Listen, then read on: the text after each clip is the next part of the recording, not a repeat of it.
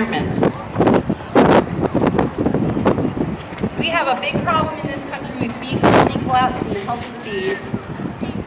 And I don't know how many of you know this, but Monsanto has gone into the business of genetically modifying bees so that they are resistant to their poisons. I think we all remember what happened with the Africanized honeybee situation. So, let me find my introduction. Talk about bees. Well,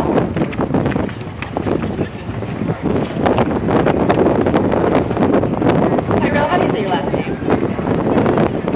Tyrell Wiltsey, 10 years plus in civil engineering inspection, affiliated with 14 community organizations. Please welcome Tyrell Wiltsey speaking about our bees.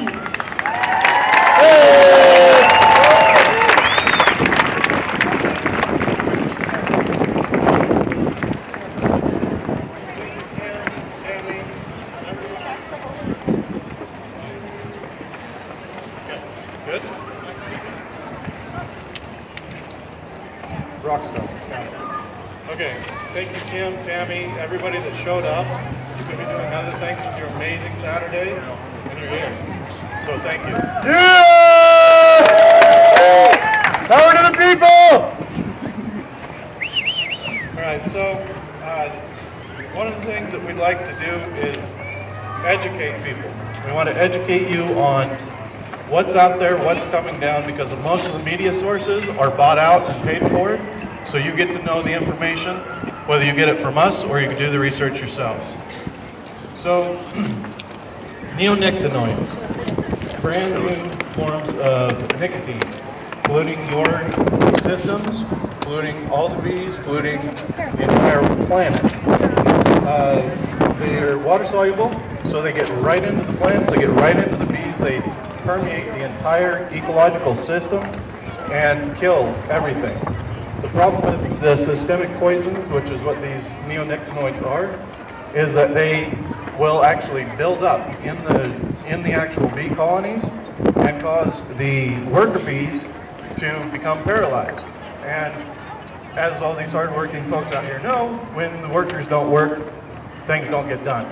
So colony collapse disease is actually caused from these neonicotinoids bonding to the parts of the anatomy in the central nervous system of the bees that make it so that they can actually get the neural synaptic interfaces going and produce. So when the bees die out, things don't get pollinated, and all this agriculture that we're working on that isn't monoculture, diversified farms, diversified community gardens, you'll hear more about that later, all these different agricultures don't get the natural pollination.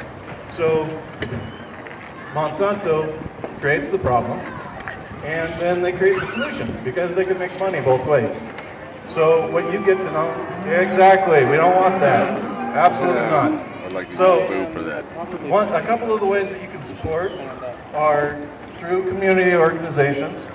There's a couple of them out there. Alchemiculture is actually building aquaponics in people's backyards. Yeah, aquaponics, high yield. Also, Rejuvenate Through Nature. I'm affiliated with them as well as SBYC and various other community organizations. We're getting people out there working in the yard and turning it into a yard rather than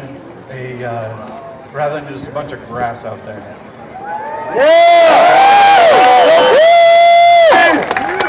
Another thing we can do is over here on these tables we have some heirloom seeds. They are nice little tomato plants. They'll work great even in a small area. And if you don't have a garden, give them to somebody who does, because these heirloom seeds have not been touched by GMOs. They are pristine and they're few and far between. Statistically, Monsanto and its affiliates have a very large portion of corn and all the other agriculture out there, and it's all been genetically modified. So we don't want that, absolutely. So what you can do from here is get involved. We'll be doing a march a little bit later. Go ahead and show your support that way. But also, talk to your community.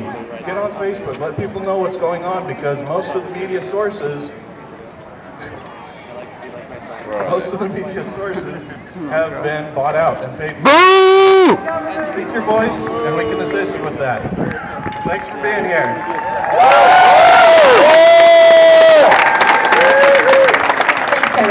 I want to encourage everyone here to contact the Wasatch Beekeepers Association or the Utah Beekeeping Association. Find out how you can keep a hive in your yard. This is a good way that anybody can help the bee population and bring the bee populations up. Another good way to encourage the bee population is to plant pollinators in your garden. So be sure and plant lots of flowers that make lots of nectar so that the bees will come and they'll have a good meal. That's one of the problems in cultures, that they're eating monocultures, and that attributes to the decline of bee health. Give bees a chance!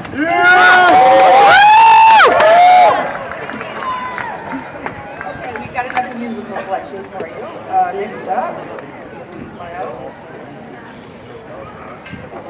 Next up is Adonis Jordan. He's a 20-year-old guitarist and producer who started playing in orchestras and ensembles at school.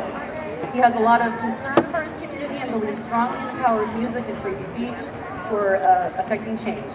He is also a private guitar instructor in the Ogden area. Please welcome Adonis Jordan. Should go ask him what he charges. For what?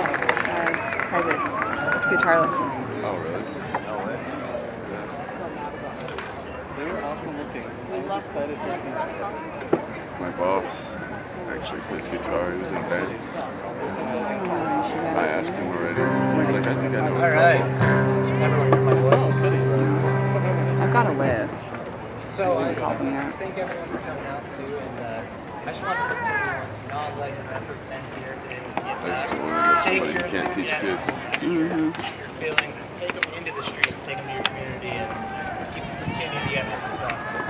It's a song I wrote for this occasion.